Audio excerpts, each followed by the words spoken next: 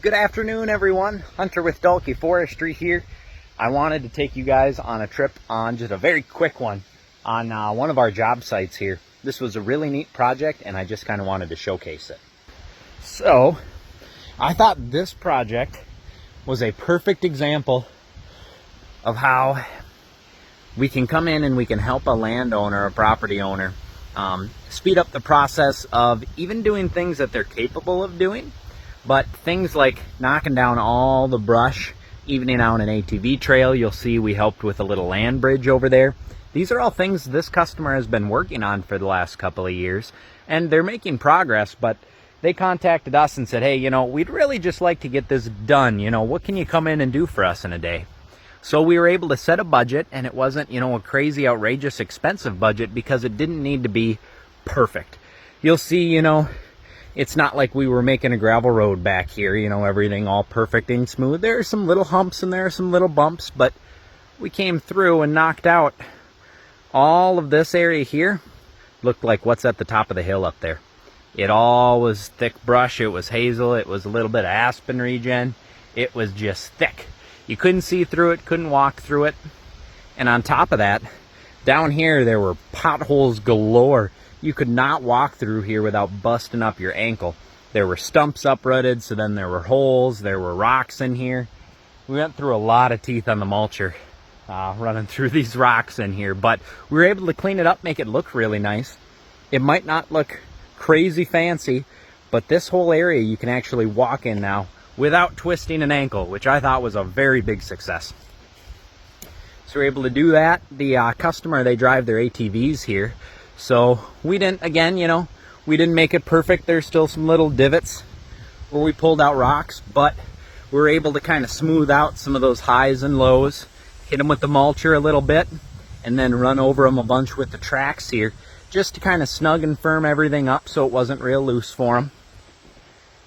This hillside here, this was all nasty. You couldn't walk through here, but now not only can you see a little bit, but you can actually walk through here too, which is great. There was a hazardous tree hung up in this aspen here. It was running from the ground up to the top there. The beavers actually chewed that off, so we went ahead and drug that out of the tree and mulched that up. This customer said, we don't have to worry about mulching any big trees. They can always come in and hand fell, and they can do little stuff here and there, like the little brush that we had to leave in between some of these saved trees. There's some nice oaks and some maples in here that this customer wanted to save. So then when there's a little saved tree here and a tree here, we're not able to get the brush in here with the mulcher, but the customer's got a brush saw, they've got a chainsaw, so they just wanted to see some nice results, tidy things up a little bit, more so than just them working at it the whole time. There's also a deer stand up here, deer blind I should say, box blind, and that overlooks their food plot. Unfortunately, we did have to drive on the food plot because it was the only way to build the bridge for them, but we were able to keep that loss to a minimum, down to probably about 8 feet of food plot lost over there, but all the stuff in the center stayed really nice. So we were able to open up. This was all brush right up to their box blind up there. So we're able to clear that here so they can actually see the entirety of their food plot now. So now when you go up here, I lied. I said this was going to be quick, but I always get really excited to show the finished products. Alright, so now when you're in the blind here, you can actually see the entirety of the food plot. Before, when you sat in the blind, there was brush covering all of this area and some of that area. So now you can see the whole thing. All the fun of having a food plot is actually being able to watch it. So when we get on hillsides, it's kind of tough once things start to get a little steep.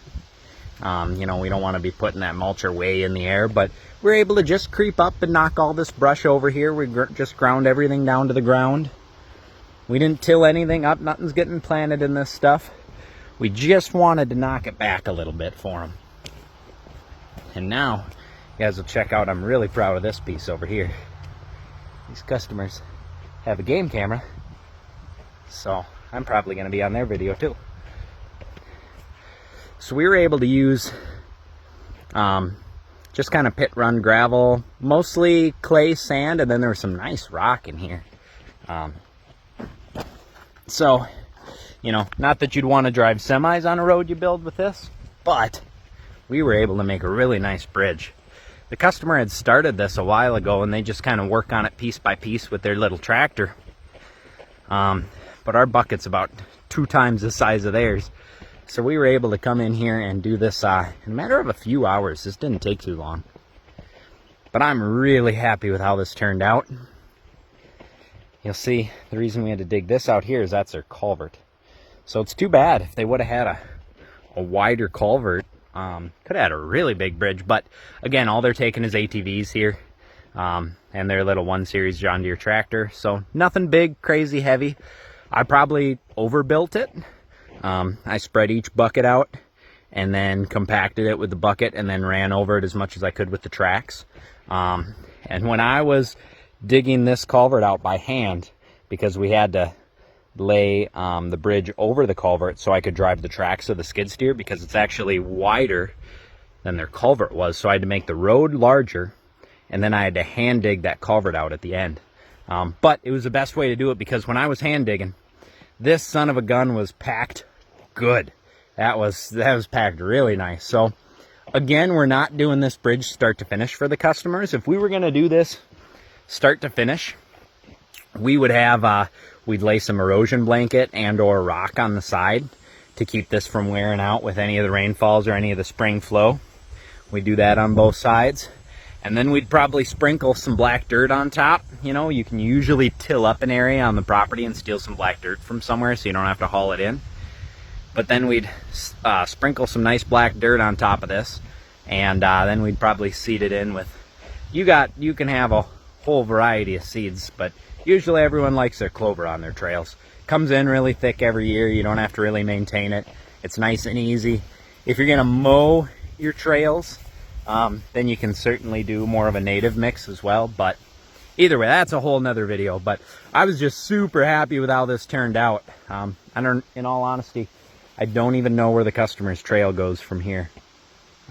Maybe up over there. But either way, we were able to get them across that little creek crossing, and I'm super happy with how this turned out. So, all right, my short little walk around turned into about 8 minutes, but I was super stoked with how this turned out.